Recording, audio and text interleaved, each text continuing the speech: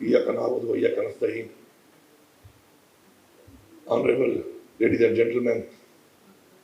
अस्सलाम वालेकुम। सबसे पहले तो मैं तमाम पैनलिस्ट थे जो सेशन का हिस्सा बने और अपना इनपुट दिया उन्होंने और रहनुमाई की, उनका शुक्रगुजार हूँ। रियासत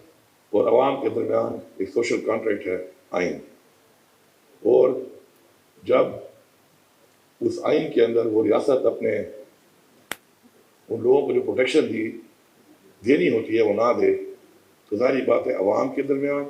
और रियासत के दरमियान दुनिया पैदा होती है, एतमाद का फुकदान होता है,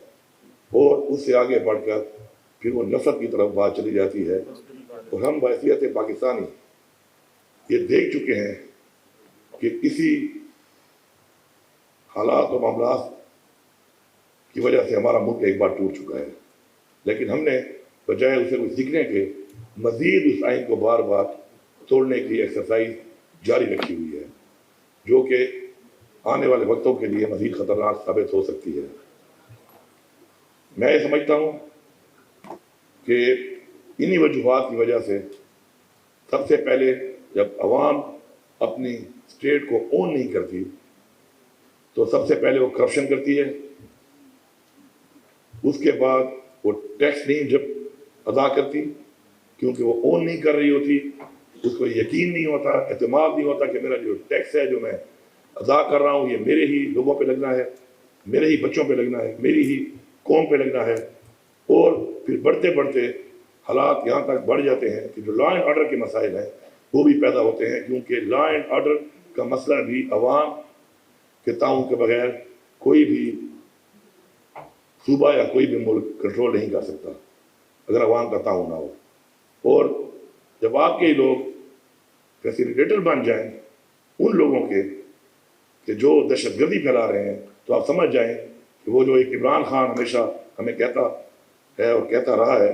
जो मैं का बूता है इसको तोड़ दो, तो इसका मतलब है कि मैं में रह रहा हूँ, और कभी भी मैं में रहने वाली कौमें अजीम कौमें नहीं बनती, वो अपनी ज़ात के लिए होती हैं, अपने मुल्क और कौम के लिए काम नहीं करती। अब इसमें जो 6.4 बिलियन का जो आ रहा था फिगर, बेसिकली FR के साथ आ रहा था, लेकिन अब उसको भी काउंट नहीं कर रहे, और हम 57 लाख आबादी को काउंट कर रहे हैं कि जो मर्जर के बाद पख्तूनख्वा के अंदर फाटा की आई है, एक्स फाटा की। इस तरह 22,000 स्क्वायर किलोमीटर का एक इलाका जो है वो भी हमारे साथ शामिल हो गया है, और इस हिसाब से जो हमारा पहले रकबा के लिहाज से 9.4% शेयर था वो चला गया है 12.8% पे, और साथ साथ जो आबादी का 14.7 था वो चला गया 17.1% पे। इसी तरह जाहिर बात है चूँकि फाटा में 70 साल से कोई काम नहीं हुए थे, तो वहाँ पर गुर्बत पहले ही बहुत ज़्यादा थी, और वो जो गुर्बत हमारे साथ आई यहाँ पर, तो सबसे ज़्यादा गुर्बत ज़्यादा जो है सुबह बन गया मर्जर के बाद खैबर पख्तूनख्वा। और NSE शेयर का जो हिस्सा है उस हिसाब से अब जो हमारा बढ़ना चाहिए वो 14.62 के बजाय होना चाहिए 19.64। और ये कोई ऐसी बात नहीं है कि हम कोई ऐसी चीज़ मांग रहे हैं कि जो कोई आउट ऑफ द बॉक्स है, ये हमारे आइन के मुताबिक जो हमारा आइन हमें कहता है और हमारा हक है, हम वो हक मांग रहे हैं, वो हक हमें नहीं मिल रहा। और जब ये मर्जर हुआ तो उसमें ये कमिटमेंट की गई कि बैकवर्ड NSE जो है हर साल जो है वो 100 अरब रुपया दिया जाएगा, ताकि वहाँ पे जो लोग पीछे रह गए हैं उनको बराबरी की बुनियाद पर लाया जाए। अनफॉर्चुनेटली 6 सालों में 600 अरब मिलना था, उस 600 अरब के बजाय हमें मिला है 132 अरब। अब जो बकाया 478 बिलियन है, इसका खमियाजा कौन भुगत रहा है? फाटा के लोग वो भुगत रहे हैं, उनकी तरक्की नहीं हो रही, और उधर जो हालात हैं इस वक्त जो मसाइल हैं दहशतगर्दी के, उसकी वजह से वहाँ पे कारोबार भी बंद है, और वहाँ पर हमारा जो ट्रेड है वो भी उस तरीके से नहीं हो पा रहा। तो मैं ये समझता हूँ कि इन ज्यादतियों के बाद भी जो AIP के हिसाब से जो पैसे दिए जा रहे थे जो कि ना देने के बराबर है, जो मैंने फिगर आपको बताया है, हमारी गवर्नमेंट आने के बाद जो यहाँ बात हो रही थी कि पॉलिटिकल बात होनी चाहिए साथ, क्योंकि इकोनॉमी और मुल्क की स्टेबिलिटी डिपेंड करती है तमाम पॉलिटिकल इश्यूज के ऊपर, क्योंकि हम एक पॉलिटिकल मुल्क है, अगर जमहूरी मुल्क है तो जाहिर बात है politics is part of all this things, और उसी की स्टेबिलिटी की वजह से ही ये मसाइल पैदा हो रहे हैं। तो उसमें हमारे आने के बाद जो वो रूटीन में जो पैसा इतना कम मिल रहा था वो भी जुलाई से बंद कर दिया गया है, और जुलाई से बंद होने के बावजूद اپنے حصے سے، چونکہ اب ہماری ذمہ داری ہیں وہ لوگ، ہم ان کو وہ پیسہ دے رہے ہیں، لیکن ایک کمیٹی بنا دی گئی ہے اور وہ کمیٹی ذمہ دار ہوگی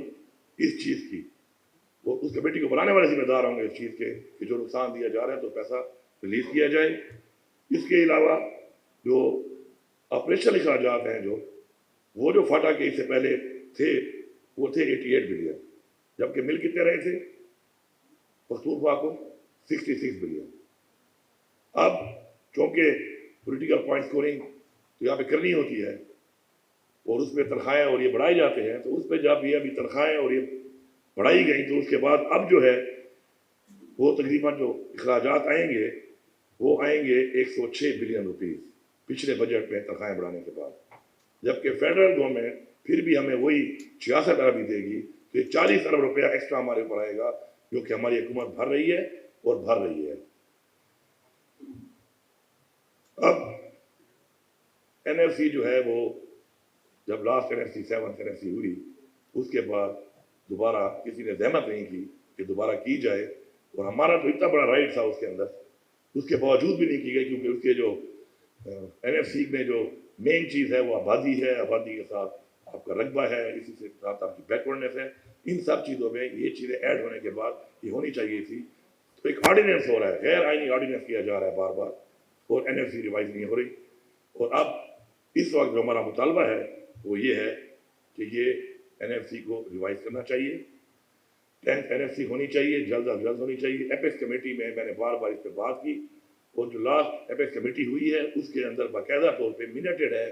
کہ ایگری کیا گیا ہے کہ اب یہ این ایف سی بھی بلائی جائے گی، اور اس میں اس ایجنڈے کے اوپر اس ایجنڈے کو اپروو بھی کیا جائے گا۔ وہ ٹیمپریچر والی بات میں آخر میں آؤں گا، پہلے میں آپ کو تھوڑا سا ڈیٹا شیئرنگ کروں۔ اس کے بعد جو ہے پختونخوا کر کیا رہا ہے اس وقت اس ملک کے لیے؟ ایک تو ہم اپنے جانے اور سینے پیش کر رہے ہیں پورے پاکستان کی سیکیورٹی کے لیے، امن کے لیے، کیونکہ ہماری جو ایک بارڈر ہے جسے کئی دہائیوں سے جو ہے سپر پاور سے جنگیں ہو رہی ہیں، تو ان کے سامنے ہمارے لوگوں کی قربانی آپ نے دیکھ لی، ہزاروں لوگوں نے شہادت دی ہے، اور اس میں جو دیوار بن کے ہم کھڑے ہوئے ہیں اس سے پاکستان کو فائدہ یہ ہو رہا ہے، پاکستان بھی ہمارا ہے کہ وہ دہشت گردی وہاں کے بجائے نیچے نہیں آ رہی، اور اس کا صلہ ہمیں کیا مل رہا ہے وہ میں نے آپ کو بتا دیا ہے۔ اس کے علاوہ کلائمیٹ چینج، اس وقت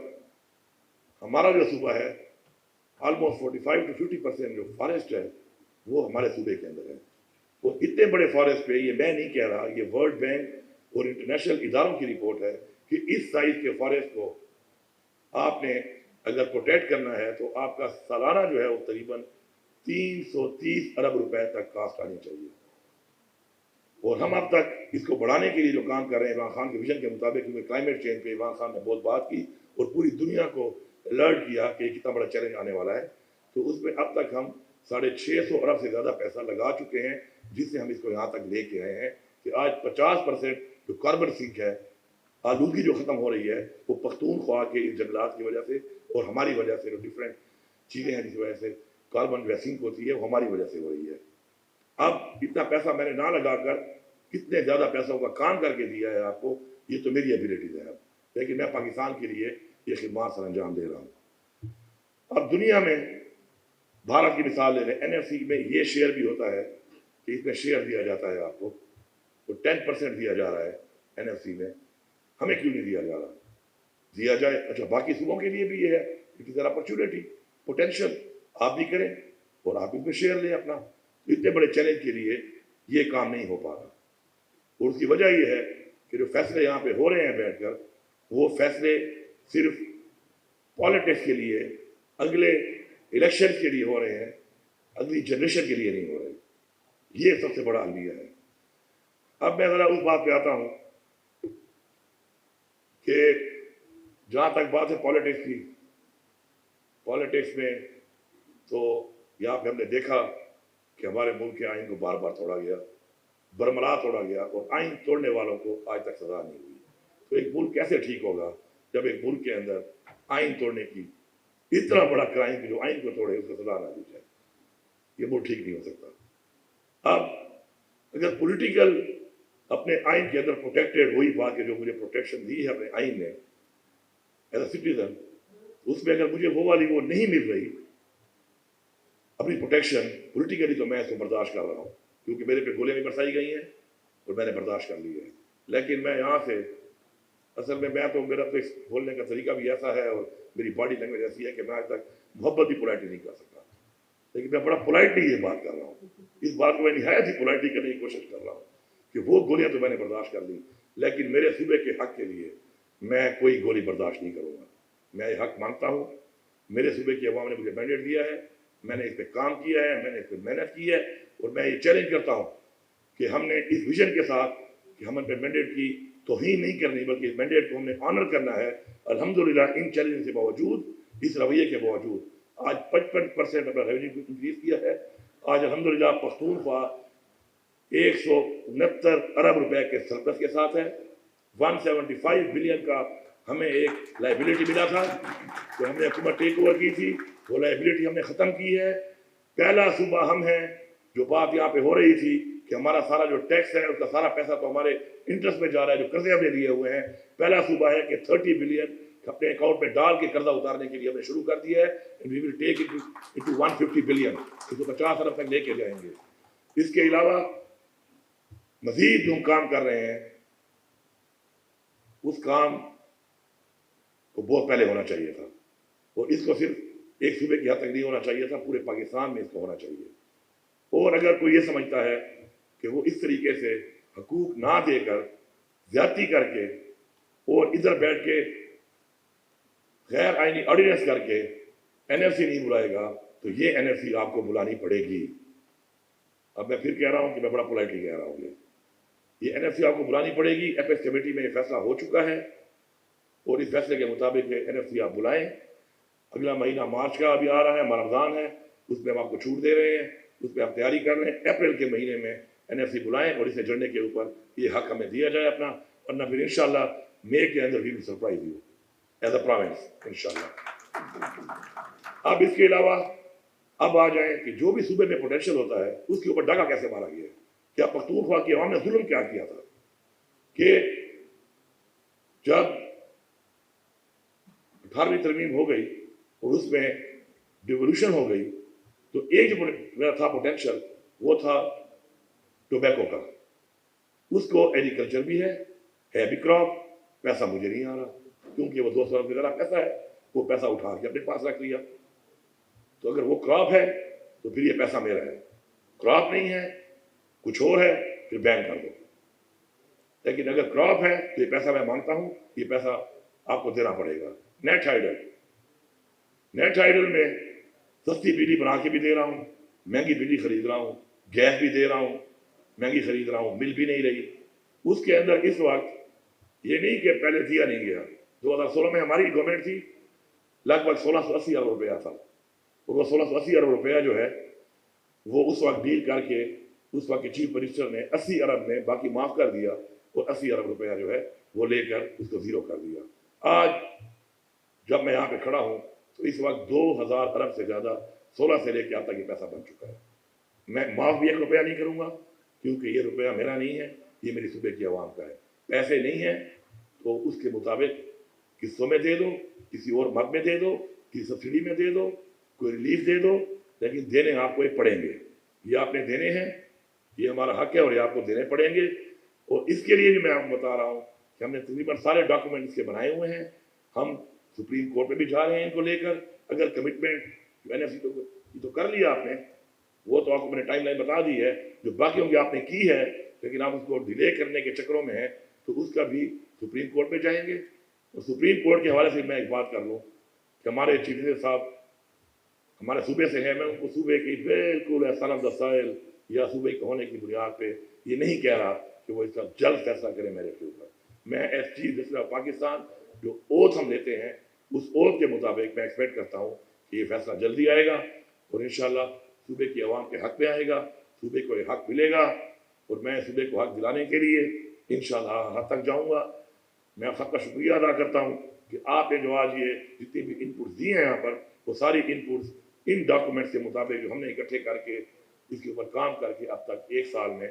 اپنا وہ رائٹ